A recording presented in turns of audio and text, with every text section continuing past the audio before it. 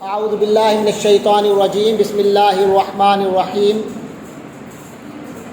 ان اللہ اشتری من المؤمنین انفسهم واموالهم بان لهم الجنہ یقاتلون فی سبیل اللہ فیقتلون ویقتلون وعدا علیہ حقا فی التوراۃ والانجیل والقرآن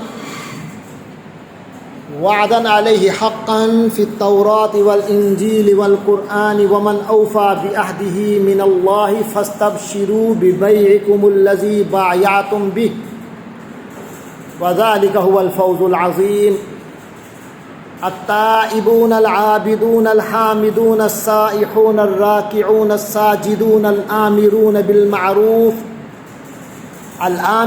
بالمعروف والناهون عن المنکر والحافظون لحدود اللہ وبشر المؤمنین صدق اللہ العظیم۔ سورۃ التوبہ سبق نمبر 112 ہے۔ سورۃ التوبہ کی ہم نے 8 آیات پڑھنی ہیں، 111 سے لے کر 118 تک۔ ان آیتوں میں ابتدا ہو رہی ہے کہ ان اللہ اشتری، ان کے معنی بھی آپ کو آتے ہیں اللہ تعالی، اشترا فعل ماضی ہے، شراء اسی سے مشتری خریدار کو کہتے ہیں مشتری، شراء کے معنی خرید و فروخت، اور اشترا باب افتعال سے اشترا اس نے خریدا، یشتری وہ خریدتا ہے خریدے گا، مشتری خریدنے والا، اشترا اس نے خریدا، اللہ ان اللہ اشترا بے شک اللہ نے خرید لیا، اللہ نے خرید لیا ہے۔ جو خرید لے چیز اسی کی ہوتی ہے نا، اللہ نے خرید لیا ہے من المؤمنین مومنوں سے، یعنی مومنوں نے بیچا ہے، اللہ نے خریدا ہے، اللہ نے مومنوں سے خرید لیا ہے انفس جانیں، نفس کی جمع ہم ان کی، اللہ نے مومنوں سے ان کی جانیں خرید لی ہیں۔ یہ بھی اللہ کا کرم ہے، اللہ اسے کہہ رہا ہے کہ خرید لی ہیں، یعنی اب مالک کون ہے؟ اب آپ کی میری جان کا مالک کون ہے؟ کیونکہ اللہ نے خرید لیا ہے۔ جو خریدنے والا ہوتا ہے، جو خرید لیتا ہے، وہ مالک ہوتا ہے۔ تو آپ سے اللہ نے خرید لی ہیں آپ کی جانیں، اب آپ کی نہیں اللہ کی ہیں۔ تو ذرا غور کریں، پہلے کس کی تھی؟ اصل میں تو ویسے بھی اللہ کی تھی، لیکن اللہ نے ہمیں باقاعدہ ایک سٹیک ہولڈر بنا دیا، ورنہ ہماری جان ویسے ہی اللہ کی ہے، دینے والا وہی، پھر اس کے بعد ختم کرنے والا وہی، لیکن پھر اللہ نے آپ کو مجھے عزت دی، عزت دیتے ہوئے کہا نہیں، ہم نے یہ جانیں تم سے کسی معاوضے میں لی ہے، ہم نے اس کا اللہ سے معاوضہ لے رہے ہیں، حالانکہ خود اسی کی تھی، معاوضے کی ضرورت ہے، لیکن اس کا احسان ہے کہ اپنی ہی چیز کو ہمیں دے کر پھر ہم سے معاوضہ پیسہ دے کر لی ہے، معاوضہ دے کر لی ہے، یہ بھی اس کا کرم ہے۔ تو فرمایا ان اللہ اشتری من المؤمنین، اللہ نے مومنوں سے خرید لیا ہے انفسہم ان کی جانیں، واموالہم اور ان کے مال و دولت بھی اللہ نے خرید لیے ہیں، معاوضے میں خریدے ہیں۔ معاوضہ کیا دے گا اللہ؟ بِأَنَّا کہ معاوضہ یہ ہوگا بِأَنَّا اس چیز کے بدلے اللہ نے خریدی ہے، لہم کہ ان مومنوں کے لیے الجنہ جنت ہوگی، یعنی جنت کے بدلے اللہ نے ہماری جانیں خرید لی ہیں۔ معاوضہ جنت ہے، تمہاری جان اور مال اللہ کا ہے، یعنی جیسے اللہ کہے گا ویسے اپنی جان کو لگاؤ گے، جیسے اللہ کہے گا ویسے اپنے مال کو خرچ کرو گے اگر جنت چاہیے تو، کیونکہ اس کے مقابلے میں جنت ہے۔ اگر تم اپنے سودے میں جو فروختی ہے اس میں تھوڑا سا اگر ہیرا پھیری کرو گے تو پھر سمجھ لو کہ جنت تمہارے ہاتھ سے نکل جائے گی۔ یہ بڑی واضح بات ہے۔ اللہ فرماتے ہیں یقاتلون فی سبیل اللہ، لہٰذا مومن تو ایسے عظیم لوگ ہیں، یقاتلون وہ جنگ کرتے ہیں، فی سبیل اللہ اللہ کی راہ میں، اپنے لیے نہیں، اپنی قوم کے لیے نہیں، اپنی مٹی کے لیے نہیں، اپنی قبیلے کے لیے نہیں، اللہ کے لیے۔ فَيَقْتُلُونَ وَيُقْتَلُونَ، اور جان کی بازی لگاتے ہیں، جنگ لڑتے ہیں تو جان کی بازی لگا دیتے ہیں کہ فَيَقْتُلُونَ، تو کبھی تو وہ قتل کرتے ہیں، وَيُقْتَلُونَ، اور کبھی قتل ہوتے ہیں۔ جان کی بازی جو لگا دی ہے، یا قتل کریں گے یا ہو جائیں گے، یہ ہے مومن کی شان اللہ کی راہ میں۔ تو خرید اللہ نے لیا، یعنی جان پوری کہاں لگانی ہے؟ جہاں اللہ کہے گا۔ مال کہاں لگانا ہے؟ اللہ کہے گا، کیونکہ ہے تو اس کا امانت ہے، میرے پاس ہے تو اس کا۔ بدلے میں کیا ملے گا؟ جنت۔ یہ وعدہ ہے، فرمایا وعدن، یہ وعدہ ہے، علیہ، اس اللہ پر، اللہ کے ذمے ہے یہ وعدہ، حقاً، پکا وعدہ ہے، سچا وعدہ ہے، حقیقی وعدہ ہے، اس میں کوئی شک نہیں ہے، ایسا پکا وعدہ ہے کہ جنت ملے گی۔ اور ایسا وعدہ ہے کہ یہ صرف قرآن میں نہیں آیا، فی التورات، تورات میں بھی یہ وعدہ ہے، والانجیل، اور انجیل میں بھی آیا ہے، والقرآن، اور قرآن میں بھی یہ وعدہ ذکر ہو رہا ہے۔ یعنی اتنا پکا وعدہ کہ اللہ نے ہر کتاب میں اس کو بتایا۔ یہ تو تھا اللہ کی طرف سے وعدہ، اب تمہاری طرف سے کیا ہو رہا ہے؟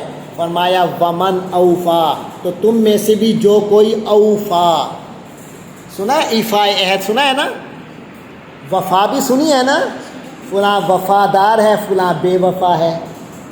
وفاداری کیا ہوتی ہے؟ پورا کرنا۔ اوفا، اس نے پورا کیا۔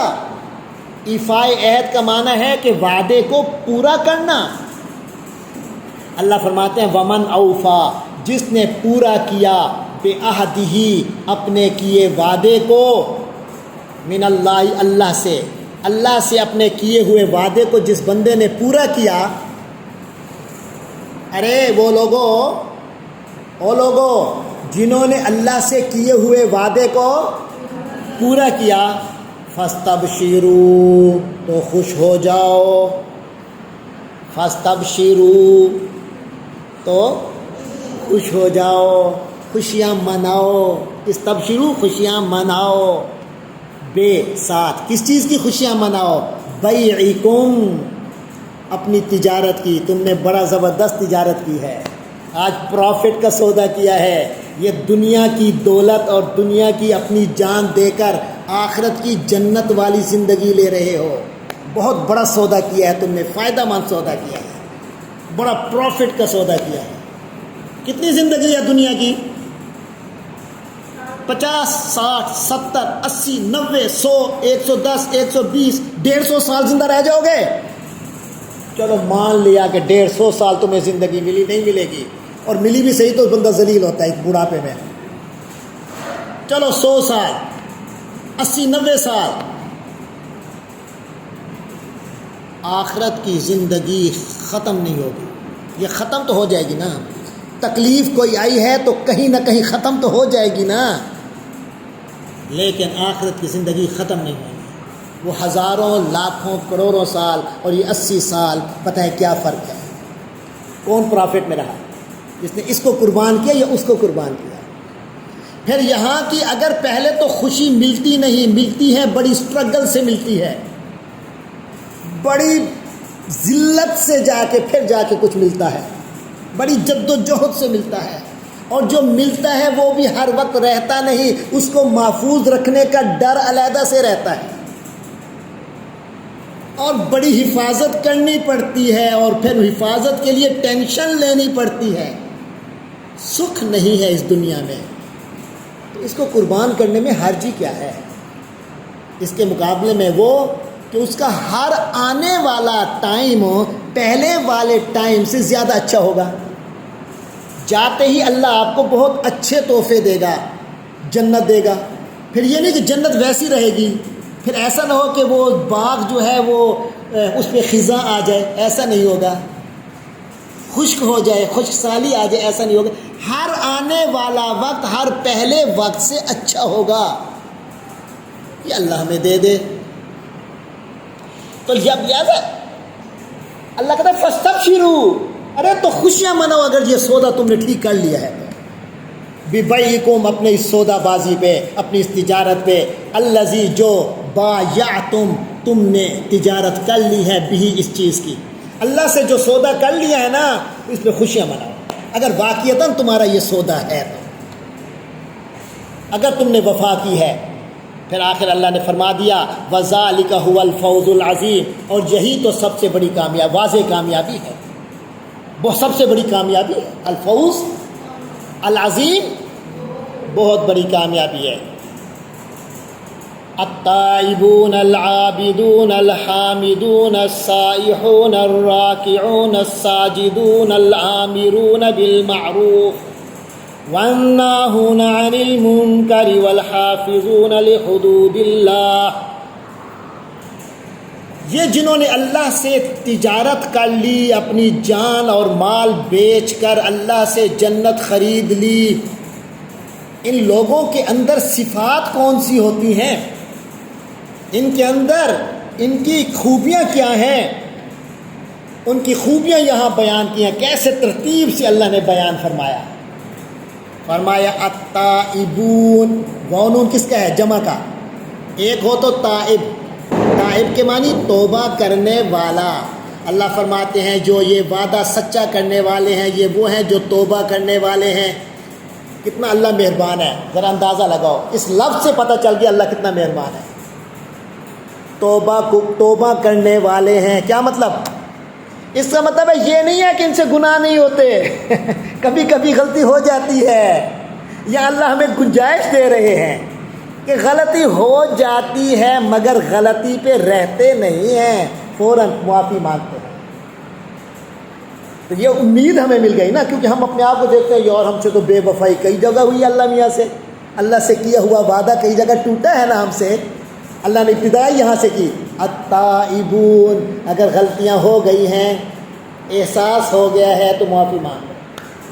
تو یہ جو عظیم لوگ ہیں یہ اللہ سے توبہ کرنے والے ہوتے ہیں، گناہ ہوتا ہے تو معافی مانگتے ہیں، شرمندہ ہوتے ہیں، گر گراتے ہیں۔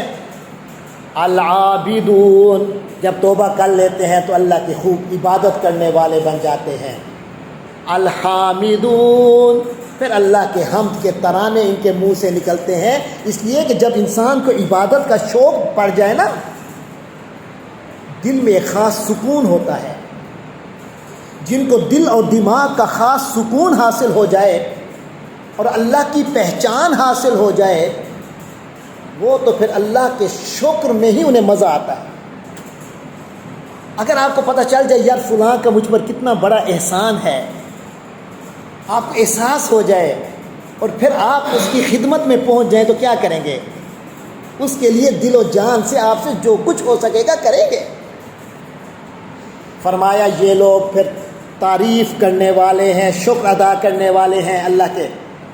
السائحون، اس کے لیے روزے رکھنے والے ہیں۔ الراکعون، رکوع کرنے والے ہیں۔ الساجدون، سجدے کرنے والے ہیں۔ یہ تو ہے ان کی انفرادی زندگی، یہ خوب عبادت گزار بن کے رہتے ہیں، اللہ سے توبہ کرتے ہیں، رکوع و سجود کرتے ہیں، روزے رکھتے ہیں، اللہ کے حمد کے ترانے ذکر و اذکار کرتے ہیں۔ یہ تو انفرادی عمل ہے۔ اور ان کی یہ جو اللہ کی پہچان ہو جاتی ہے یہ صرف اپنے تک نہیں رہتی۔ جب بندہ کسی چیز کے احساس میں آ جائے تو اس کا احساس یہ ہوتا ہے کہ میں اکیلا کیوں، اوروں کو بھی تو فائدہ دوں، مجھے یہ نعمت ملی ہے اوروں کو بھی تو دوں۔ تو فرمایا الآمرون بالمعروف، اچھی باتوں کو پھر آگے لوگوں کو بتاتے ہیں، انہیں حکم دیتے ہیں، انہیں تلقین کرتے ہیں، جس طرح ممکن ہوتا ہے ان تک بات پہنچاتے ہیں۔ وَالنَّاهُونَ عَنِ الْمُنْكَرِ، اور برائی سے روکنے والے ہوتے ہیں۔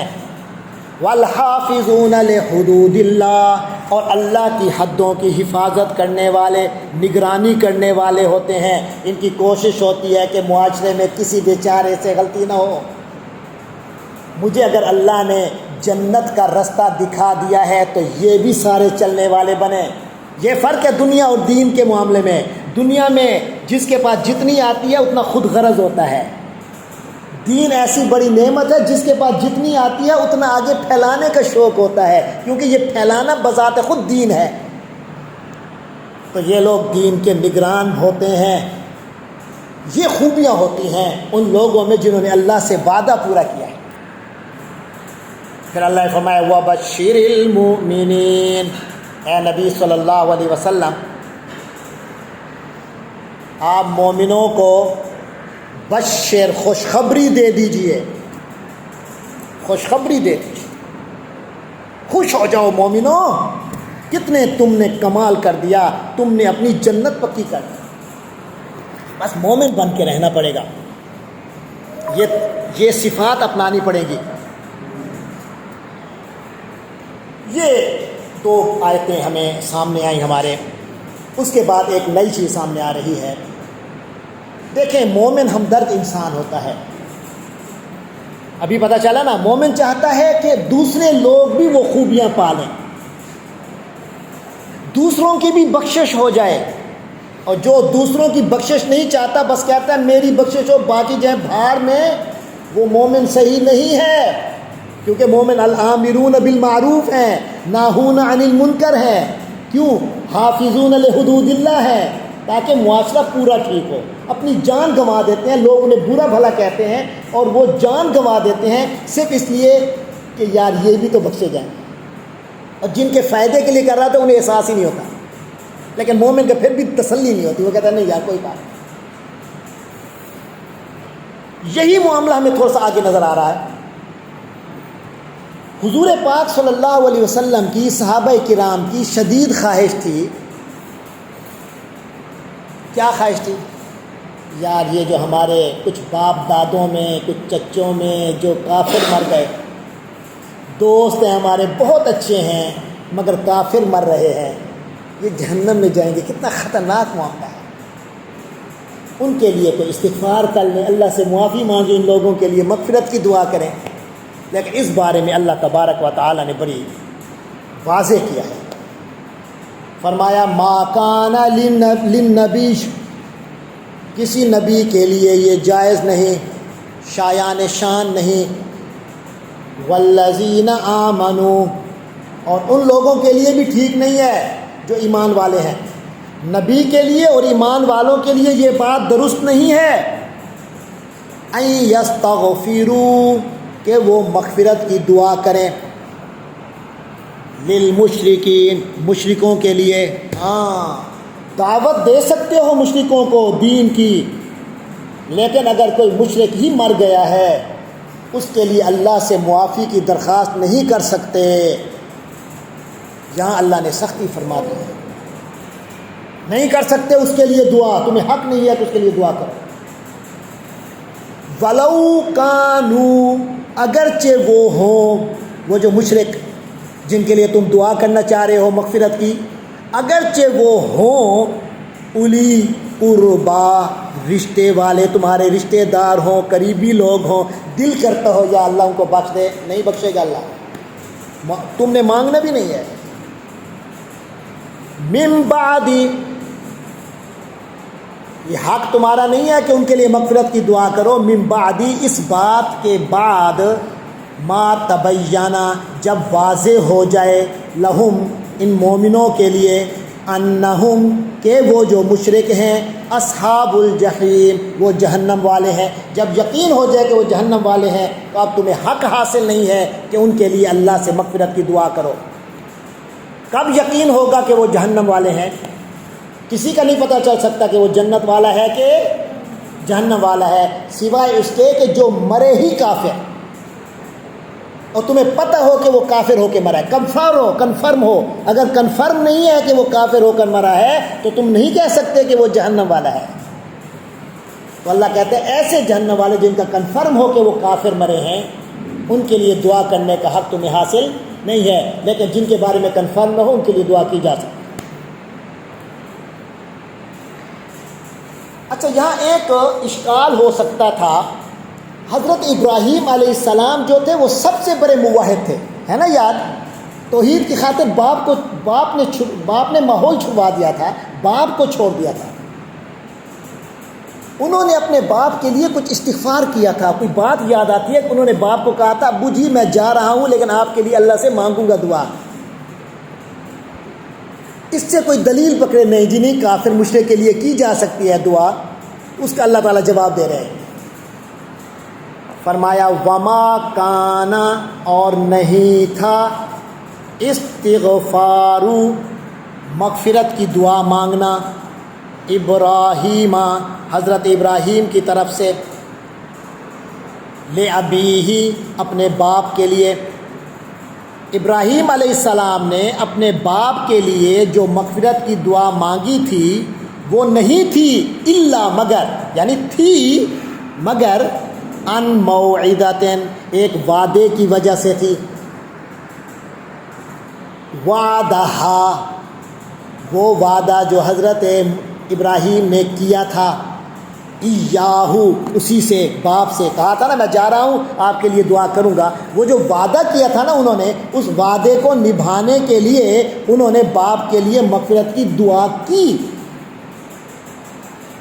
فلما، لیکن جب، تبین لہو، اس کے سامنے واضح ہو گیا، انہو، کہ وہ یعنی باپ، عدو للہ، اللہ کا دشمن ہے یعنی پکا مشرک ہے، تبرأ، تو حضرت ابراہیم نے تبرأ کیا کیا؟ دستبردار ہو گئے، تعلق چھوڑ دیا، دعا والا تعلق چھوڑ دیا، منہ، اس سے، تو فوراً دستبردار ہو گئے، یا اللہ، ختم، جب واضح ہو گیا کہ وہ جہنمی ہے۔ ان ابراہیم لأواہ حلیم، تو تبرأ منہ، اس سے دستبردار ہو گئے۔ ان ابراہیم، یقیناً حضرت ابراہیم علیہ السلام، لأواہ، بڑی آہیں بھرنے والے تھے، رب کے حضور بڑی آہیں بھرنے والے تھے، درد دل رکھتے تھے، ہر شخص کے لیے درد دل رکھتے تھے، تو باپ کے لیے کیوں نہ رکھتے؟ تو ان کا دعا کرنا تو بنتا تھا، لیکن انہیں بھی جب یقین ہو گیا کہ باپ اللہ کا پکا دشمن بن چکا ہے، اب اس کی بخشش نہیں ہونی، تو استغفار کرنا اس کے لیے چھوڑ دیا۔ حلیم، بڑے بردبار تھے، یعنی بڑی برداشت رکھنے والے تھے۔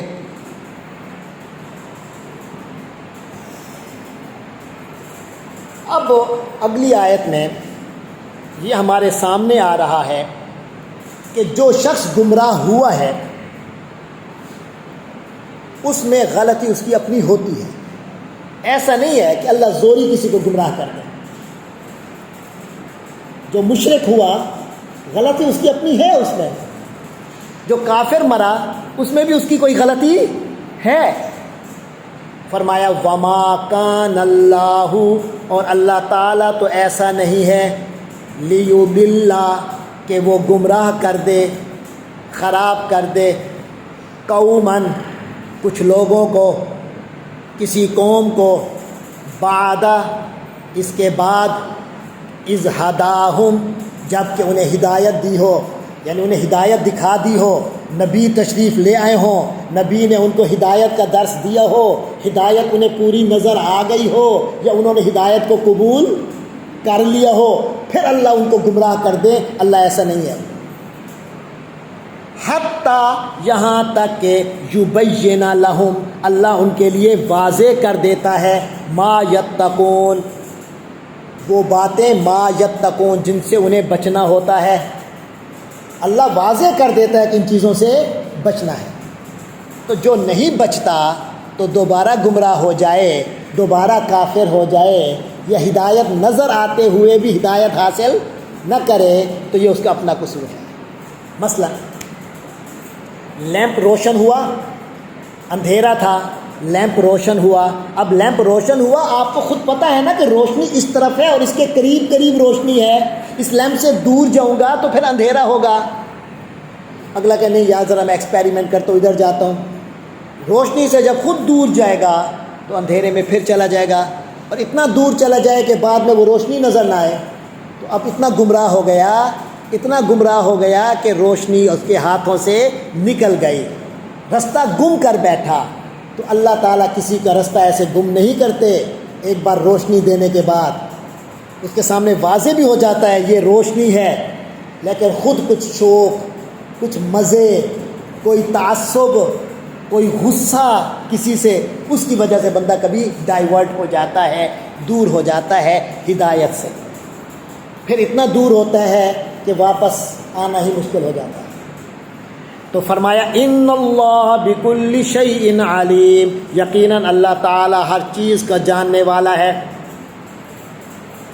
یعنی اسے پتہ ہے کس کو کے لیے ہدایت مقرر ہے اور کس کے لیے گمراہی ہے.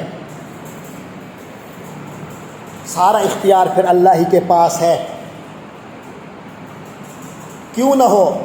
ان اللہ لہ ملک السماوات والارض، یقیناً اللہ ہی تو ہے، لہو اسی کا اختیار ہے، ملک السماوات آسمانوں کی حکومت، والارض اور زمین، آسمان جتنے ہیں، جو زمین ہے، سب اللہ کا اختیار ہے، کوئی کسی کے اختیار میں نہیں ہے. یحیی و یمیت، کتنا بڑا اختیار ہے. زندگی، زندہ رکھتا ہے، زندگی دیتا ہے، زندہ رکھتا ہے، کسی اور کے اختیار ہے. و یمیت، اور مار دیتا ہے.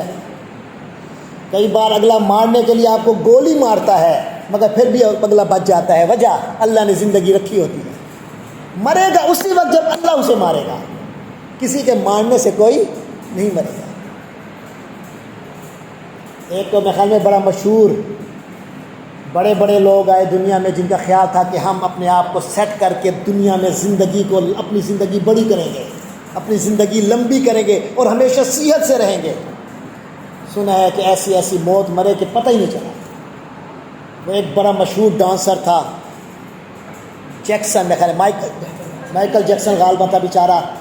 سنا ہے اس نے اپنے ہر عضو کے لیے، ہر چیز کے لیے اسپیشلسٹ ڈاکٹر رکھے ہوئے تھے. ہر چیز کے لیے، آنکھوں کا علیحدہ، جو اسپیشلسٹ جس چیز کے تھے سارے رکھے ہوئے تھے، جو ہر وقت اس کو مشورے دیتے رہتے تھے، کیونکہ اس نے کہا تھا میں ہمیشہ ٹھیک رہوں گا. بیچارہ مرا بھی بہت جلدی. کسی کے اختیار میں زندگی موت نہیں ہے. اور میں تو ایک عجیب چیز دیکھی ہے زندگی میں، اکثر بیچارے ڈاکٹر اسی چیز میں فوت ہوئے ہیں جس چیز کے وہ اسپیشلسٹ ہوا کرتے تھے. میں نے یہ عجیب چیز دیکھی ہے. عام طور پہ ہمارے یہاں ایک دماغ کے بڑے بہترین ڈاکٹر تھے یہیں لاہور میں، بڑے اسپیشلسٹ سمجھے جاتے تھے، فوت بھی دماغ کی وجہ سے ہوتے، برین ٹیومر یہ اس وجہ سے فوت ہوتا ہے. اللہ دکھاتا ہے کہ کوئی کچھ نہیں ہے، سب اللہ ہے. یحیی و یمیت، وہی زندگی دیتا ہے، زندہ رکھتا ہے، و یمیت اور موت دیتا ہے. وما لکم، او مسلمانوں، مومنوں، بلکہ انسانوں، نہیں ہے کوئی تمہارے لیے، من دون اللہ، اللہ کے سوا، اللہ کے علاوہ کوئی نہیں ہے، من ولی، کوئی سہارا، ولا نصیر، اور نہ ہی کوئی مددگار. عقل مند وہ ہے جو اسی کو سہارا بنا لے اور اسی کو اپنا مددگار بنا لے. ہے تو کوئی نہیں، جو ہے اسی کو جو بنا لے، عقل مند ہے نا وہ. اور جو ان کو بنائے جو نہیں ہو سکتے وہ مار کھا گیا. جو سائے کو پکڑے، یہ سایہ مجھے بچے، بھائی سایہ کچھ نہیں ہوتا، اصل ہوتا ہے. بہرحال اب آخری دو آیتوں میں ایک واقعے کی طرف اشارہ ہے. آپ کو معلوم ہے کہ یہ سورۃ التوبہ میں غزوہ تبوک کے واقعات آئے ہیں. غزوہ تبوک کیسا غزوہ تھا؟ بڑا سخت، بڑا مشکل تھا، بہت مشکل. مدینہ منورہ کے ایک بستی تھی، بس ایک چھوٹی سی بستی تھی. اس چھوٹی سی بستی میں کتنے لوگ ہوتے ہیں؟ چند مسلمان تھے، ارد گرد یہودی اور ارد گرد منافق بھی بڑے تھے. وہ علیحدہ مسئلہ تھا. اب لڑائی کرنی ہے کس سے؟ شام جا کر، مدینہ سے شام جانا ہے، سینکڑوں میل ریگستان کا سفر کرنا ہے، پہاڑ ریگستان، خشک پہاڑ ریگستان، سخت گرمیوں کا مہینہ ہے.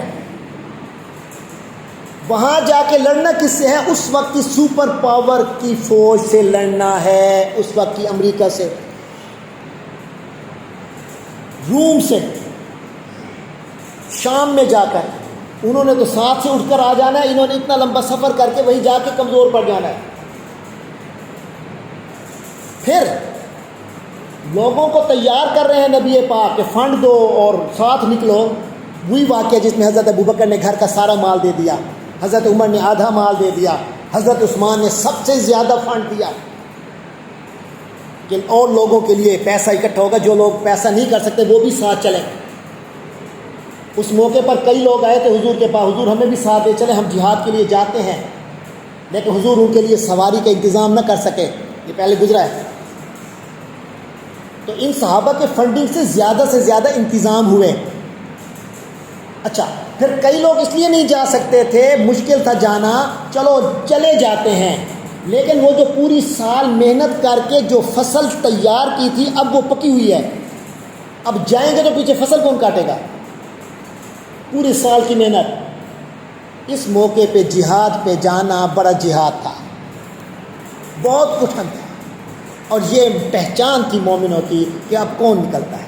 لہٰذا جتنے منافق تھے آ کے بہانے بنا کے، وہ سر جی میرے وہ جو ہے نا وہ حضرت میرے جو وہ وائف ہے اس کا بڑا مسئلہ ہے میں نہیں جا سکتا چھٹی، میرے بچوں کا بڑا مسئلہ ہے وہ ذرا ان کا کوئی پرابلم آ رہا ہے میں نہیں جا سکتا چھٹی.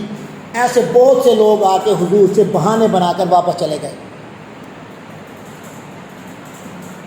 سارے منافق رہ گئے، کچھ مومن جو مومن تھے وہ ساتھ گئے، لیکن ان مومنین میں سے بھی بیچارے 3 رہ گئے پیچھے سستی کی وجہ سے. اس لیے انہوں نے سوچا کہ نہیں ہے میرے پاس اچھا گھوڑا ہے بھائی، یہ نکلیں گے انشاءاللہ، بس میں یہ والا کام صبح کر کے میں ان کے پیچھے بھاگ جاؤں گا.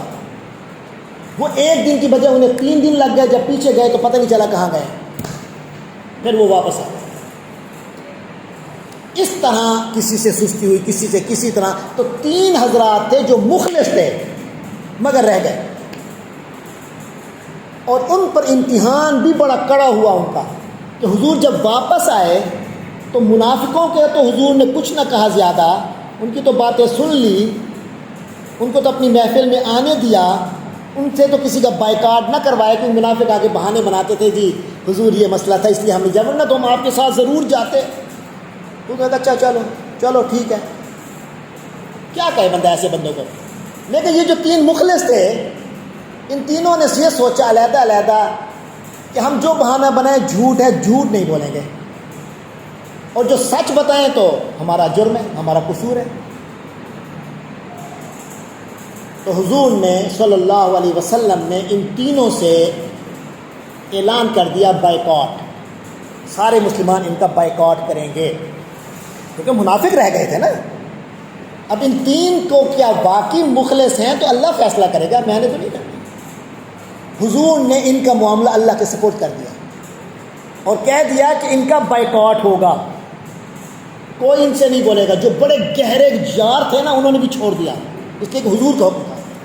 اور یہ تینوں اپنا واقعہ خود بتاتے ہیں، بعد میں پتہ چلا ان تینوں نے اپنے واقعات خود بتائے کہ دوست کو انہوں نے خود بھی، اگر کوئی دوست ملتا بھی صحیح کہہ دیتے نہیں یار اللہ کے رسول نے منع کیا تم لوگ ہم سے دور ہو جائیں. ایک صحابی تھا ان کا نام امیہ تھا، ان 3 میں سے ایک.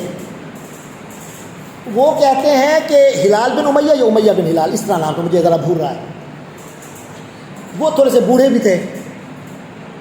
ان کی بیوی نے حضور سے اسپیشل اجازت لی، حضور میں آپ کے حکم پر ان سے بائیکاٹ کرتی ہوں، دور رہتی ہوں، لیکن مسئلہ یہ ہے کہ ان کا کھانے کا انتظام وہ کر نہیں سکیں گے، مجھے تھوڑی سی اجازت دے دیں اگر اس تک صرف گھر کھانا پہنچا سکوں.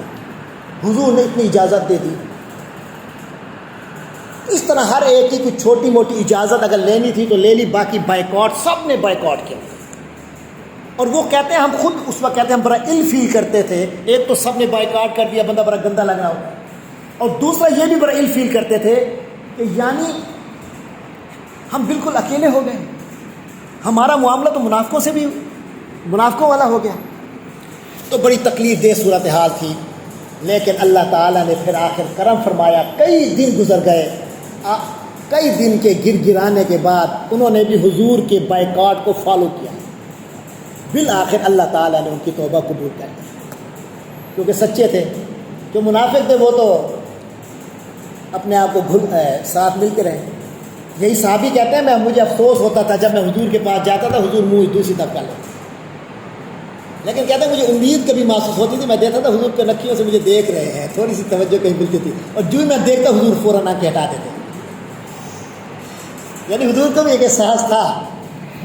چلے جی، فرمایا لقد تاب، یہ بڑی خوشی کی آیتیں تھیں یہ جو آ رہی ہیں، لقد تاب اللہ علی النبی، اللہ نے توبہ قبول کر لی نبی کی، اللہ نے نبی کی طرف نظر رحمت فرما دی، والمہاجرین، اور تمام مہاجر صحابہ کرام کی طرف بھی، والانصار، اور ان انصار پر بھی اللہ نے توبہ قبول کر لی، الذین اتبعوہ، جنہوں نے اس نبی کو فالو کیا، وہ تمام مہاجرین اور انصار جنہوں نے حضرت محمد صلی اللہ علیہ وسلم کے جو پیچھے پیچھے گئے، فی ساعت العسراتی، مشکل گھڑی میں، یہ تبوک کے لیے جو لوگ حضور کے ساتھ گئے تھے، اللہ نے ان سب کی طرف رحمت کی نظر فرمائی ہے، یعنی سب کی توبہ قبول کی، اور سب کی اللہ نے کیا کیا، سب پر رحمت کی نظر فرمائی۔ لیکن یہ کون ہے؟ جو حضور کے ساتھ گئے تھے، یہ تین تو ساتھ نہیں گئے تھے نا۔ من بعدی، اس کے بعد کے، ما قادا، کے قریب تھا، یزیغو، کے ٹیڑے ہو جائیں، قلوب، دل، فریق منہم، ان میں سے ایک گروہ کے، یعنی صحابہ کرام میں سے بھی کئیوں کے اس وقت دل تھوڑے سے کر رہے تھے کہ نہ جائیں، کوئی نہ کوئی بہانے ذہن میں آ رہے تھے، دل میں آ رہے تھے، اللہ کہتے ہیں قریب تھا کہ یہ بھی رہ جاتے۔ ثم تاب علیہم، لیکن پھر اللہ نے ان پر توجہ فرمائی، یعنی اللہ نے ان پر رحمت فرمائی کہ ان کا دل بندھ گیا، اور آخر حضور کے پیچھے جہاد پہ چلے گئے۔ انہو، بے شک وہ، یعنی اللہ تعالیٰ، بہم، ان مومنوں کے ساتھ، رؤوف، بڑی شفقت فرمانے والا ہے، رحیم، بڑا مہربان ہے۔ لیکن یہ تو کن کی بخشش ہوئی ہے؟ وہ لوگ جو ساتھ گئے تھے، صرف تھوڑا سا ارادہ تھوڑا سا ڈگمگا گیا تھا، لیکن چلے گئے۔ ان تین کا کیا ہوگا؟ ان تین کے بارے میں اللہ نے اگلی آیت فرمائی۔ اللہ نے کیا تھا پچھلی آیت میں، کیا تھا کہ اللہ نے رحمت کی نظر فرمائی ان لوگوں پر، وَعَلَى الثَّلَاثَةِ، اور تین پر بھی، اور ان تین لوگوں پر بھی، الذین خلفوا، جنہیں پیچھے چھوڑ دیا گیا۔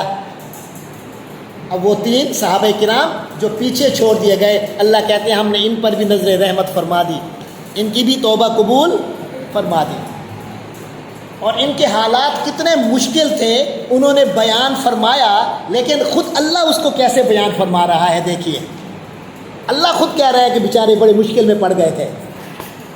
فرمایا حتیٰ، یہاں تک کہ، اذا ضاقت، جب تنگ پڑ گئی، علیہم، ان پر، الارض، زمین، ان پر زمین، اللہ کی زمین تنگ پڑ گئی، ان کو اپنے گھر کی چھتیں کھانے کو آتی تھیں، گھر کی دیواریں کھانے کو آتی تھیں۔ یہ تو آپ کو پتہ ہے نا، جب بائیکاٹ ہوتا ہے بندہ بالکل اکیلا ہو جائے تو کیا حالت ہوتی ہے۔ حالانکہ صاحب وہ کہتے ہیں ہم چاہتے تو بہانہ بنا کے ہم بھی ویسے چھوٹ سکتے تھے جیسے منافق چھوٹ گئے تھے، لیکن ہم نے کہا جھوٹ نہیں بولنا، اللہ کے نبی سے جھوٹ۔ تو ضاقت علیہم الارض، اور زمین ان پر تنگ ہو گئی، بما رحبت، اپنی کشادگی کے باوجود، حالانکہ زمین کتنی کشادہ تھی، جہاں چاہتے بھاگ جاتے، لیکن ہم نے بھاگنا نہیں، ہم نے جھوٹ نہیں بولنا، بڑے موقع تھے جھوٹ بولنے کے، جھوٹ نہیں بولنا، ان پر زمین تنگ ہو گئی۔ وَضَاقَتْ عَلَيْهِمْ أَنفُسُهُمْ، اور خود ان کو ان کی اپنی جانیں تنگ پڑ گئیں، یعنی خود اپنے آپ کو کھانے، جیسے آتا ہے نا بندے کو خود اپنی ذات کھاتی ہے، اور ان پر خود ان کی جانیں تنگ آ گئی، یعنی خود اپنی جان سے جیسے بندہ تنگ آ جاتا ہے نا، اس طرح کی صورتحال ہو گئی۔ وَظَنُّوا، اور وہ گمان کر بیٹھے، اب انہیں خطرہ ہو گیا تھا، انہیں اندازہ ہو گیا تھا اللہ ملجا، کہ کوئی پناہ نہیں مل رہی، کوئی پناہ گاہ نہیں ہے، من اللہ، اللہ سے بچنے کی، الا، مگر، الیہ، اسی کی طرف، یعنی اللہ کے سزا سے بچنے کا ایک ہی حل ہے کہ پھر اللہ سے لو لگا لو۔ اللہ کی سزا سے بچنے کا ایک ہی حل ہے کہ اللہ سے لو لگا لو، بس انہیں یہی پتہ تھا، اسی چیز نے ان کو بچا لیا۔ ثم تاب علیہم، پھر اللہ نے ان کی توبہ قبول کر لی، اللہ نے توجہ فرمائی، نظر کرم فرمایا، لیتوبوا، تاکہ وہ توبہ کر لیں، اپنے گناہ بخشوا لیں۔ ان اللہ هو التواب الرحیم، بے شک اللہ بہت توبہ قبول کرنے والا، رحم فرمانے والا ہے۔ یہ ہوتا ہے سچے اور پکے مومنوں کا حال، جھوٹ کسی صورت نہیں بولتے، آزمائشوں سے گزرتے ہیں، تنگیوں سے گزرتے ہیں، طرح طرح کے امتحانات سے گزرتے ہیں، مگر اللہ کے رسول سے تعلق میں جھوٹ شامل نہیں کرتے۔ جھوٹ ان کی زندگی میں، غلط جھوٹ اور غلط جواز پیش کرنا، یہ ان کی زندگی میں نہیں ہوتا۔ سچے لوگ ہیں، انہوں نے آخر اللہ سے وہ جو وعدہ کیا ہوا ہے وفا کیا، اور امتحانات سے گزرے اس ایک سستی کی وجہ سے۔ اللہ تبارک و تعالی آپ کو اور مجھے ہر قسم کی سستی سے، ہر قسم کی غفلت سے، ہر قسم کی بے وفائی سے محفوظ رکھے۔ وآخر دعوانا الحمد للہ رب العالمین۔